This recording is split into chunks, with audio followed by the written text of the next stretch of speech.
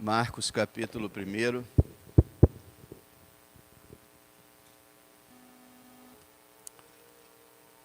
Durante o tempo que eu estou aqui como pregador entre os irmãos, esse é o último livro que eu estarei expondo para terminar o Novo Testamento. Todos os livros a gente meditou aqui em sequência, e eu quero falar sobre a pessoa e a obra do nosso Senhor Jesus Cristo, segundo o relato de Marcos, e assim terminar o Novo Testamento, e se Deus permitir, voltar a outros livros, continuar expondo a palavra do Senhor. Marcos, irmãos, é sobrinho de Barnabé, um missionário, ajudante de Paulo, de Barnabé e de Pedro. Vamos ler o verso 1 a 8, que é o início desse evangelho. Princípio do evangelho de Jesus Cristo, Filho de Deus. Como está escrito no profeta Isaías: eis que eu envio o meu anjo ante a tua face, o qual preparará o teu caminho diante de ti. Voz do que clama no deserto: preparai o caminho do Senhor, endireitai as suas veredas. Apareceu João batizando no deserto e pregando o batismo de arrependimento para a remissão de pecados. E toda a província da Judéia e todos os habitantes de Jerusalém iam ter com ele. E todos eram batizados por ele no rio Jordão, confessando os seus pecados. E João andava vestido de pelos de camelo e com um cinto de couro em redor de seus lombos. E comia gafanhotos e mel silvestre, e pregava, dizendo: após mim vem aquele que é mais forte do que eu, do qual não sou digno de, abaixando-me, desatar a correia das sandálias. Eu, em verdade, tenho-vos batizado com água, ele, porém, os batizará com o Espírito Santo. Então, Marcos, assim como Lucas, não foram testemunhas oculares do Senhor Jesus Cristo, no seu ministério. Marcos, que era ajudante de Paulo, Barnabé e Pedro, aprendeu bastante do que escreveu diretamente de Pedro. Os antigos cristãos, lá pelo século II, eles afirmavam que Pedro havia guiado Marcos a escrever esse evangelho. Os evangelhos foram escritos ou por apóstolos, testemunhas oculares, ou por aqueles que foram bem próximos às testemunhas oculares. E nós sabemos que o Espírito Santo, supervisionando tudo, fez com que a verdade fosse esclarecida. Então, ele escreveu principalmente aos romanos. Ele estava em Roma, escreve aos romanos, escreve para a igreja de Roma e escreve também de uma forma geral até para aqueles que não criam. E vocês notam que ele escreveu de forma breve e direta. Marcos tem apenas 16 capítulos, é o evangelho menor, e que não toca em vários outros pontos que os outros evangelhos tocam. Ele faz realmente um resumo, ele não aponta para tudo que os outros apontam, mas muitas vezes ele traz detalhes que os outros não têm. Então, cada evangelho tem a sua utilidade. Quando você junta os 4 evangelhos, você fica bem ciente a respeito do que o Senhor é e do que Ele fez. Então, o título, é interessante que ele dá um título para o seu evangelho, e é o versículo 1. Olha o versículo 1. Princípio do evangelho de Jesus Cristo, Filho de Deus. Esse é o título e é o tema do evangelho de Marcos. Alguns querem dizer que o evangelho de Marcos foi escrito para mostrar Jesus como servo. Isso tem a sua importância, mas o tema principal mesmo é a divindade de Jesus Cristo. Os romanos admiravam muito poder e divindade. E Marcos vai enfatizar muitos milagres e as maravilhas que o Senhor fez para mostrar aos romanos que Ele é o Deus Todo-Poderoso. Então, princípio do Evangelho, é interessante, né? No princípio criou Deus os céus e a terra, no princípio era o Verbo estava com Deus, e o Verbo era Deus. Então nós temos o Senhor Jesus antes da criação já existindo, fala da criação e agora do começo do Evangelho na terra.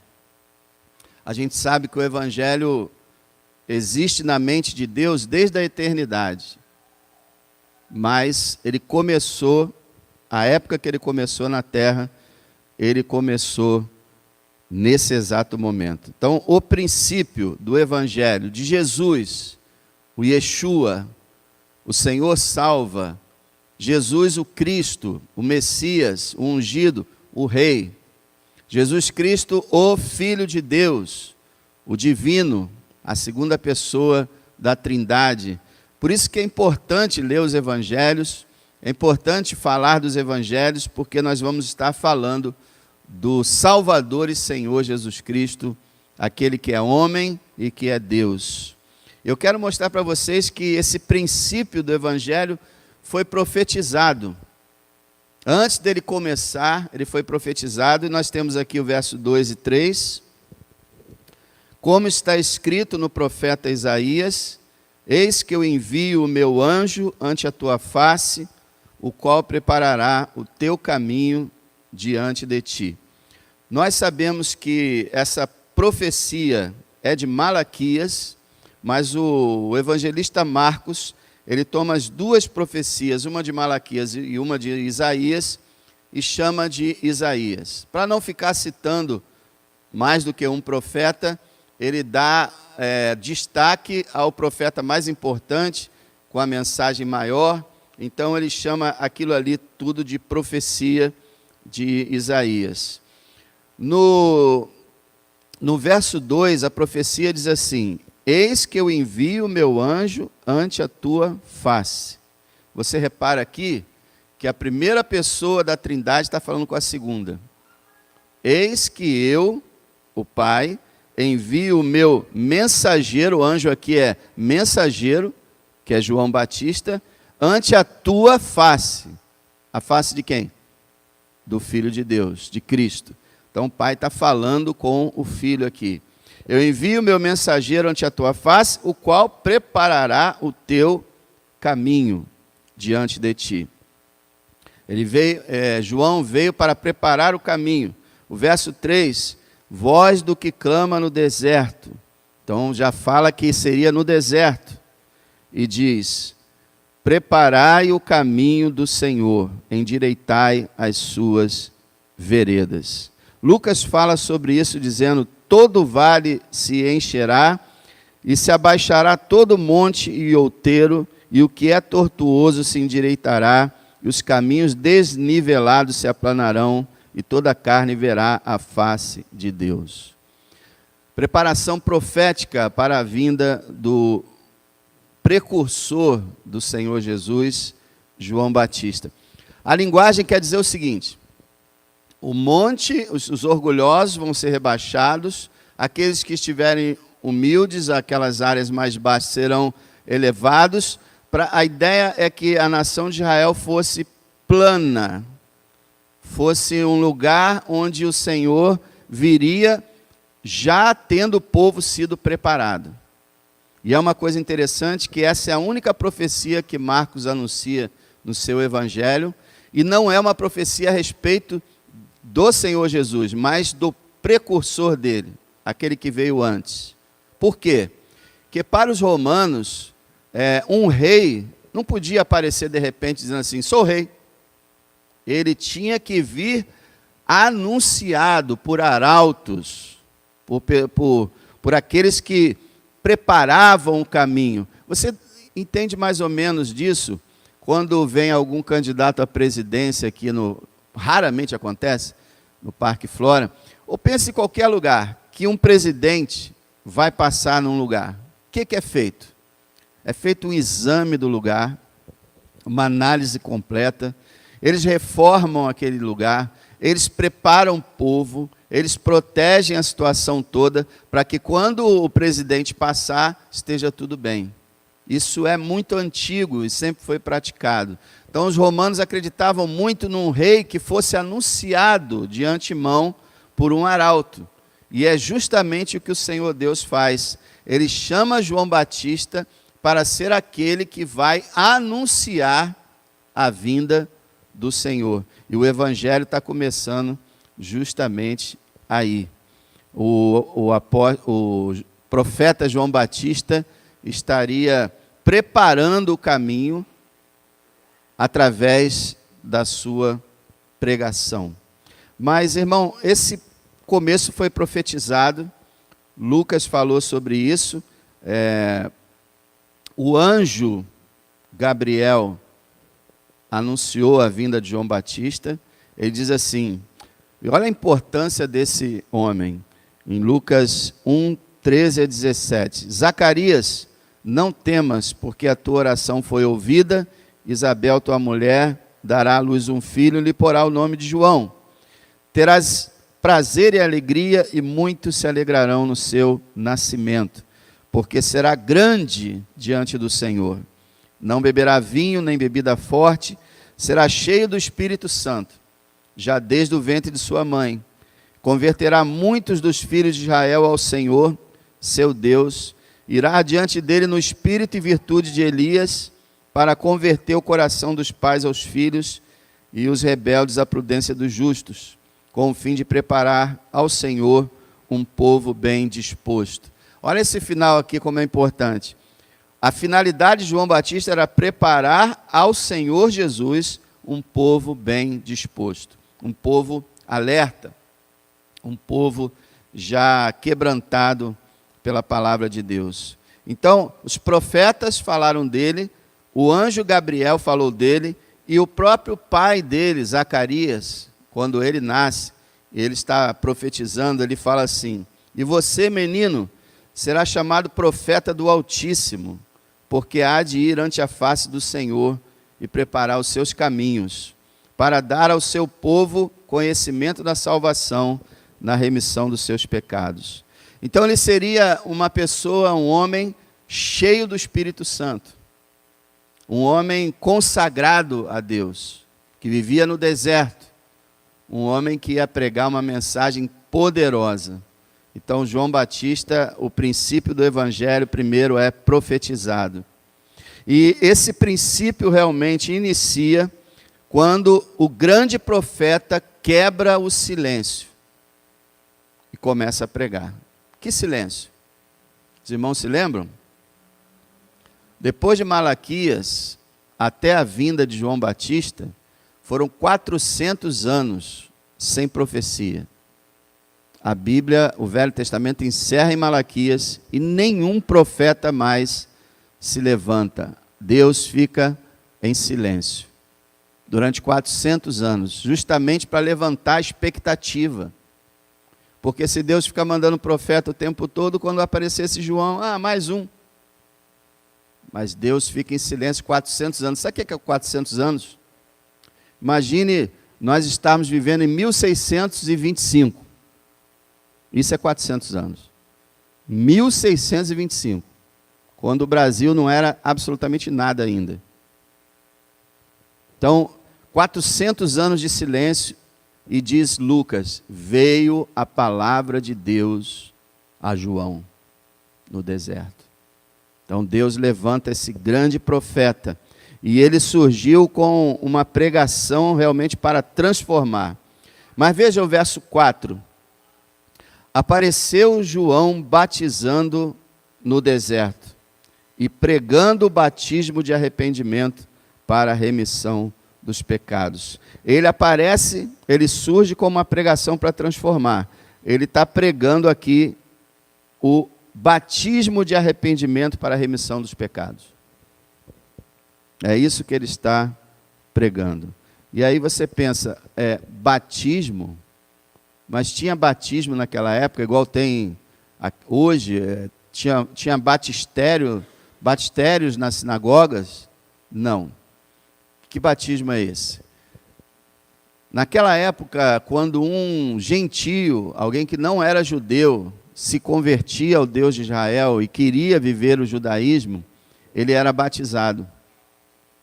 Aquela pessoa era batizada e então era considerado purificado.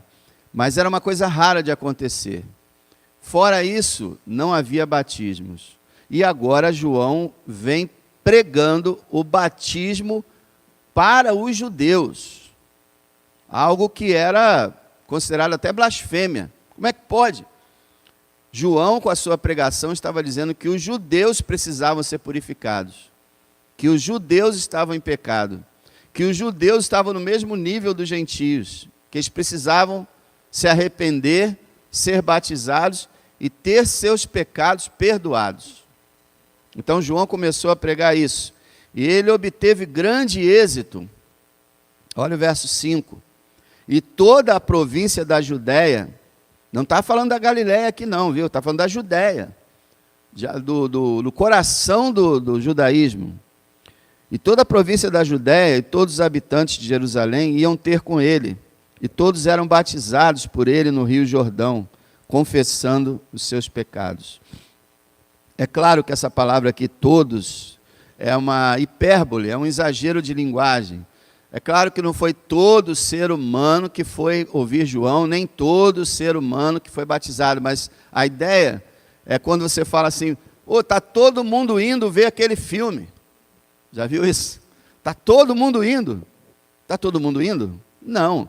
É uma linguagem para dizer que o fluxo que estava saindo da Judéia até João no deserto era muito grande. Muita gente estava indo para ouvir a mensagem de João. Porque João era cheio do Espírito Santo, gente.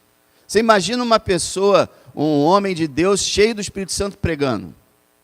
É o poder de Deus naquele lugar. Você nota também que ele estava no deserto. Ele não estava ali no meio, estava no deserto. As pessoas tinham que andar quilômetros para encontrá-lo. E ele estava lá, pregando a sua mensagem, cheio de poder. E muita gente estava indo. Até os fariseus e os escribas estavam indo. Isso é o inimaginável. E os fariseus e os escribas procurando o batismo. E João dizia, raça de víboras, quem vos ensinou a fugir da ira futura? João tinha uma mensagem dura, uma mensagem séria. O povo precisava se arrepender para ser perdoado. O julgamento estava vindo, o juízo estava próximo, ele dizia. E ele obteve grande sucesso. Ele tinha um estilo de vida diferente. Verso 6. João andava vestido de peles de camelo e com um cinto de couro em redor dos seus lombos ou da sua cintura. E comia gafanhotos e mel silvestre. Ele vivia no deserto. Lucas fala que ele passou sua vida no deserto. Ele era um homem totalmente consagrado a Deus. Nunca casou, não tinha filhos, não tinha família, e nem mesmo na sociedade ele vivia. Era como um chamado ermitão.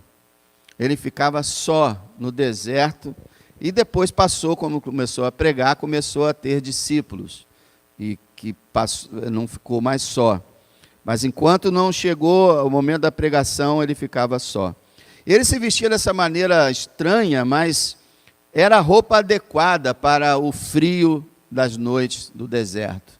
E ele se vestia exatamente como Elias se vestia. A Malaquias fala no último capítulo que Elias viria, né?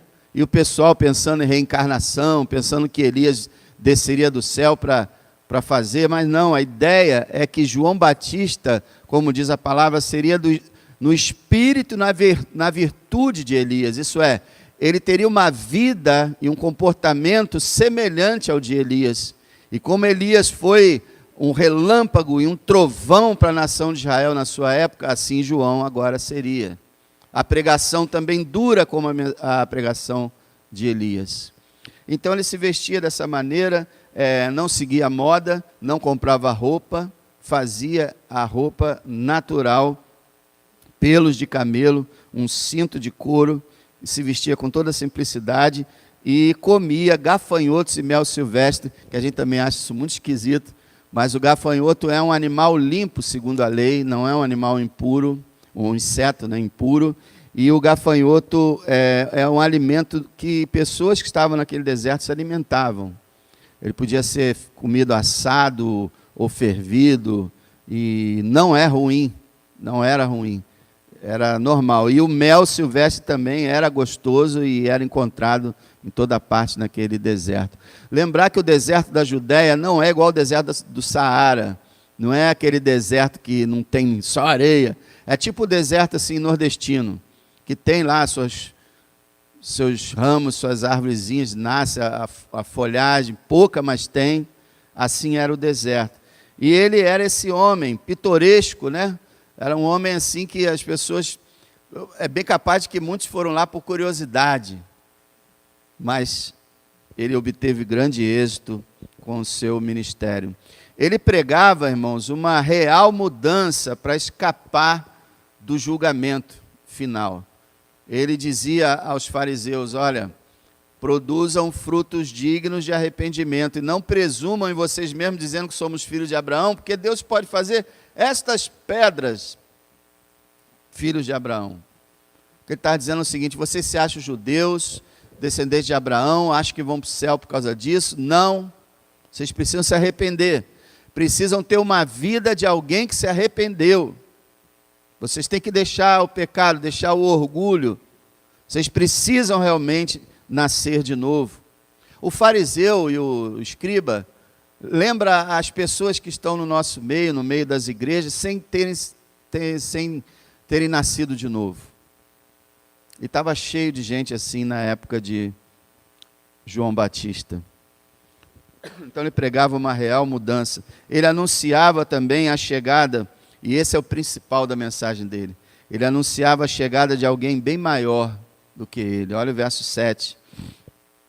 E pregava dizendo, após mim, ou depois de mim, vem aquele que é mais forte do que eu, do qual não sou digno de, abaixando-me, desatar a correia das sandálias. Veja, irmãos, ele chama Jesus de alguém mais poderoso do que ele. E olha que João Batista era poderoso, né?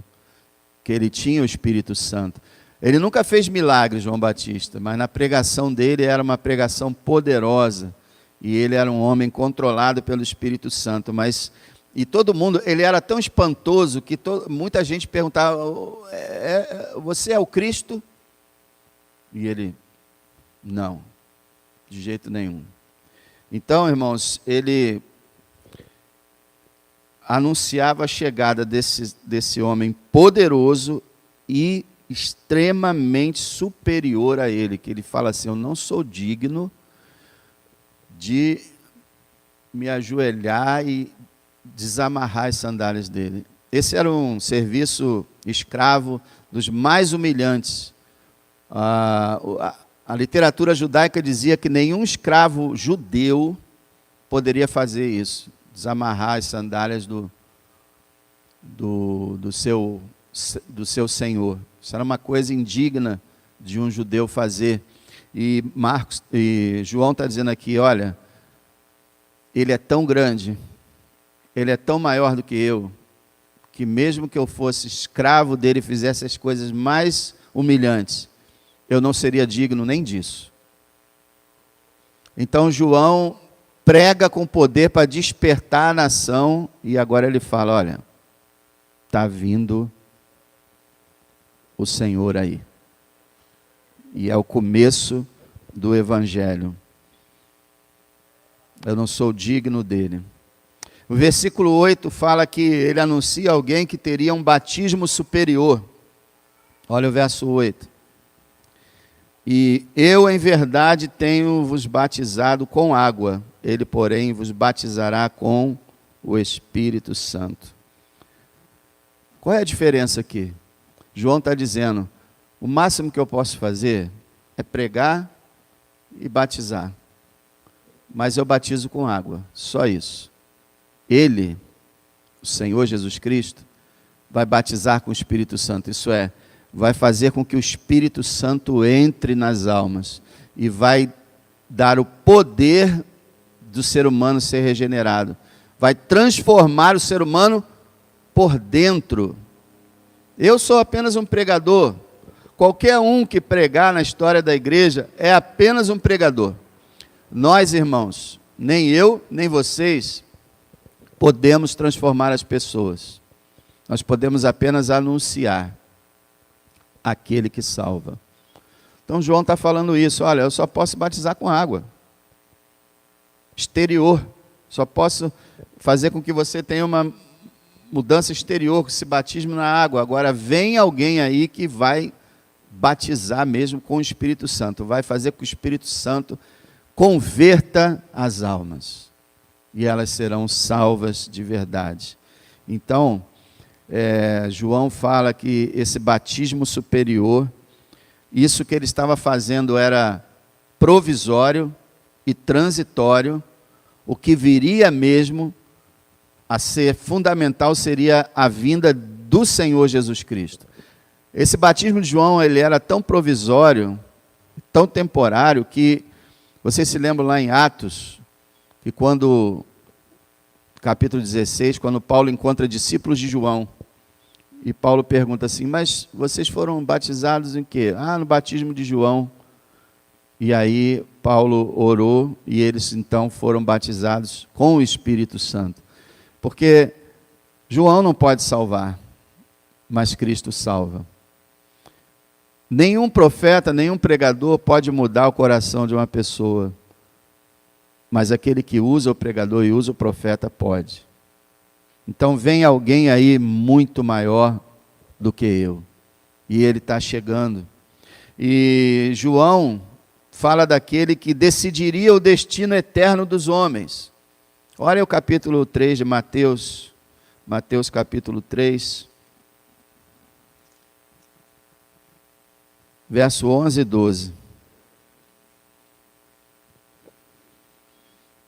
Eu, em verdade, João está dizendo, vos batizo com água para o arrependimento. Mas aquele que vem após mim é mais poderoso do que eu, não sou digno de levar suas sandálias. E aí Mateus acrescenta algo novo. Ele vos batizará com o Espírito Santo e com fogo. Muitos intérpretes acreditam que o Espírito Santo e o fogo aqui é a mesma coisa. Mas se você vir o versículo adiante, você vai ver que o batismo do Espírito Santo é uma coisa e o fogo é outra, porque ele aqui esclarece, olha, verso 12. Em sua mão, ele está falando de Jesus, tá? Em sua mão tem a pá, limpará a sua eira. O que é eira? Era um pedaço de terra onde se fazia a peneiragem dos cereais. Então aquele lugar era limpinho, porque os cereais cairiam no chão ali, seriam peneirados. Então o Senhor está falando que Ele vai limpar a sua eira, Ele vai limpar o seu local ali de ação, e recolherá no celeiro o seu trigo, e queimará a palha com fogo que nunca se apagará. Então você vê aqui uma referência clara ao batismo do Espírito Santo e com fogo. Porque o do Espírito Santo é esse aqui, ó. Quem for batizado com o Espírito Santo, isso é, quem for regenerado pelo poder do Espírito Santo, ele vai recolher no celeiro o seu trigo. Então o trigo é o povo de Deus, o celeiro é o céu.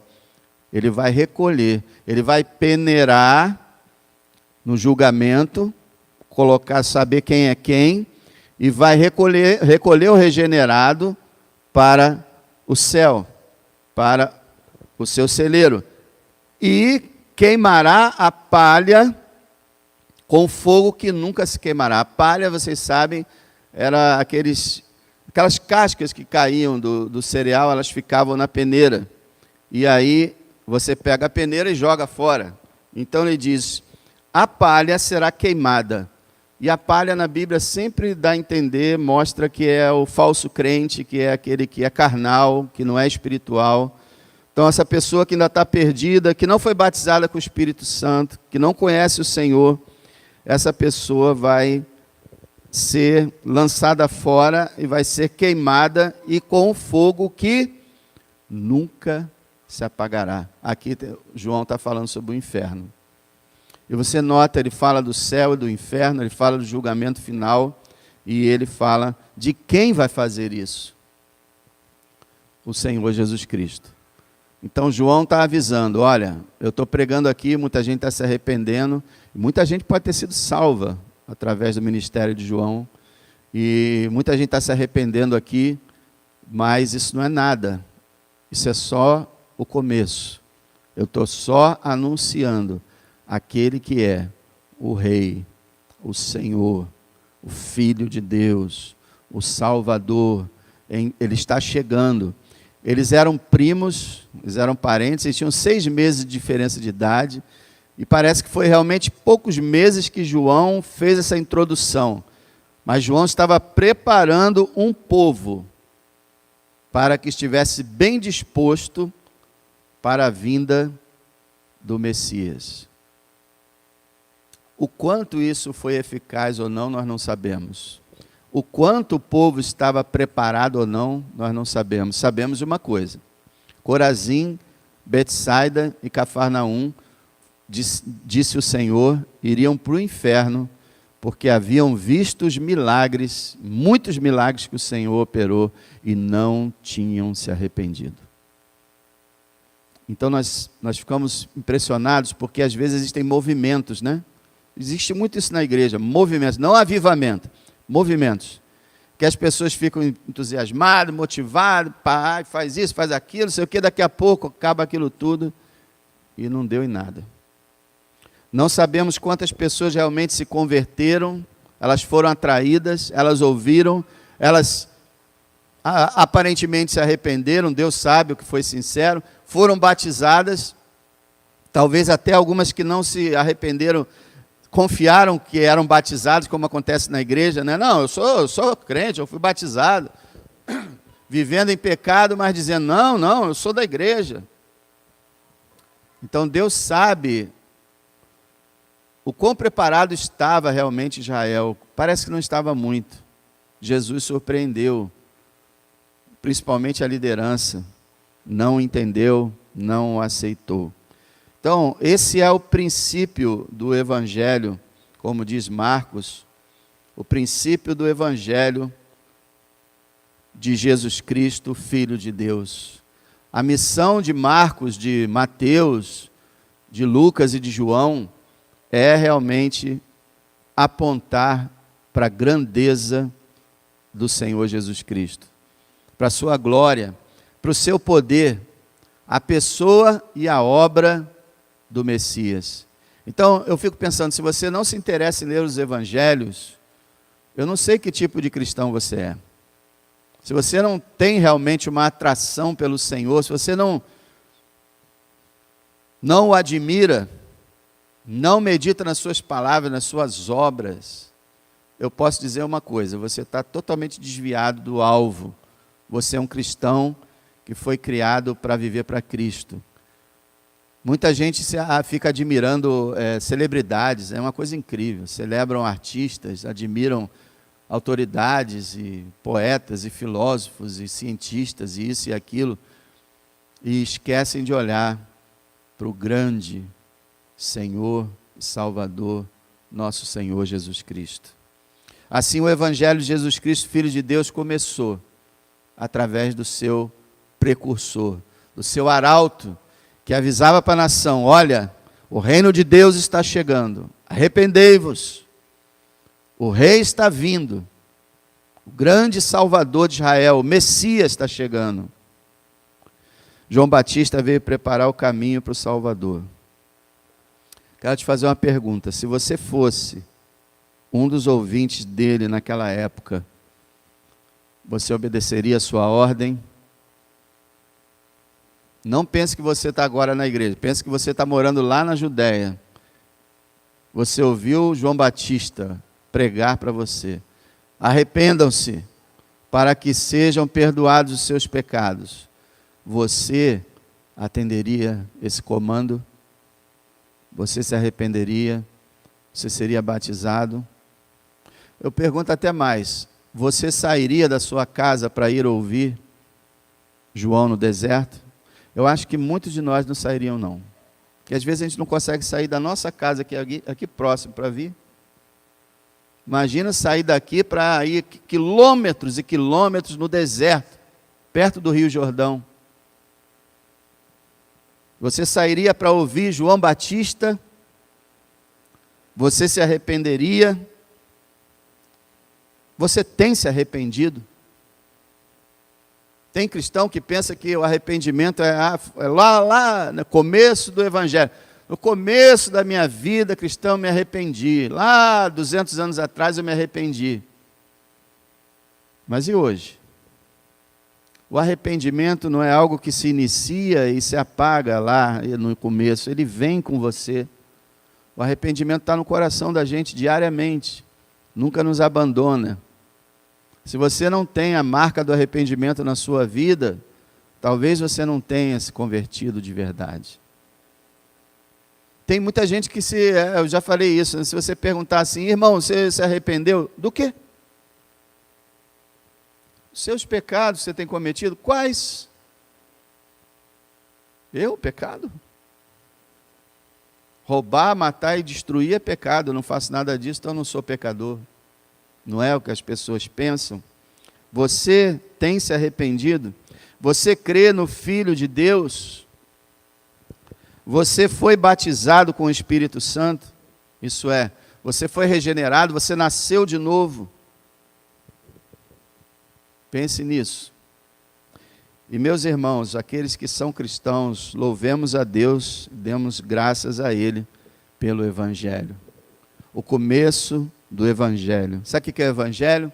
É a história de quem é e o que fez o Senhor Jesus Cristo. São suas obras, seus feitos, suas palavras maravilhosas, sua morte, sua ressurreição e ascensão, seu retorno, tudo isso é Evangelho. O Evangelho é lindo, as boas novas de salvação. Essa palavra Evangelho não era uma palavra rara, nem uma palavra inédita. Essa palavra, no grego, é quase Evangelho mesmo. Ela era usada no mundo romano e no mundo pagão. E justamente essa palavra Evangelho falava sobre as boas novas de algum rei. Foi usada na época de César Augusto, o imperador. As boas novas de que o rei surgiu. E Marcos está escrevendo aos romanos e falando, olha, o imperador de vocês não é nada comparado ao rei dos reis. Ele sim é tudo. As boas novas não são de que um ou outro foi eleito, de que um ou outro está reinando, mas as boas novas, a grande notícia de que o Rei dos Reis e o Senhor dos Senhores pisou nessa terra para nos salvar.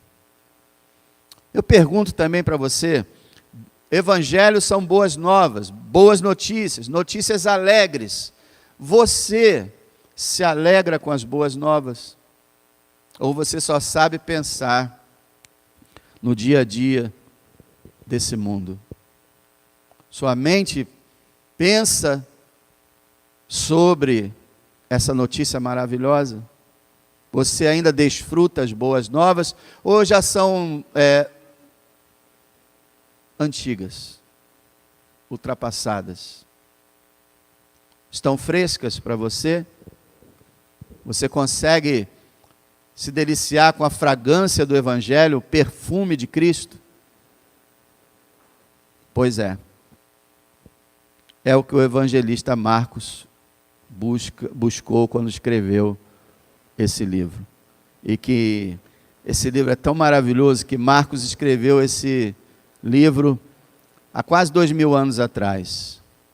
E se Deus quiser, esse livro vai nos abençoar agora, nesses próximos meses. Se Deus quiser, o evangelista Marcos vai falar conosco por meio do Espírito Santo e vamos tentar avaliar o quão grande e o quão maravilhoso é o nosso Salvador. Pai, nós queremos realmente viver em novidade de vida. Queremos que nossos corações sejam cheios da alegria do Senhor, da alegria da nossa salvação, da alegria de que o Rei veio a esse mundo e o Rei está voltando. Graças te damos, Senhor, louvamos o teu nome e pedimos que nós sejamos pessoas arrependidas, todos nós venhamos nos arrepender dos nossos pecados e que o nosso batismo tenha sido real, tenha realmente representado uma conversão genuína. E te agradecemos, Senhor, pela nossa salvação. Te louvamos por João Batista, pelos pregadores e profetas que o Senhor enviou a essa terra, e te adoramos por aquele que é o profeta, sacerdote e rei, nosso Senhor Jesus Cristo. Amém.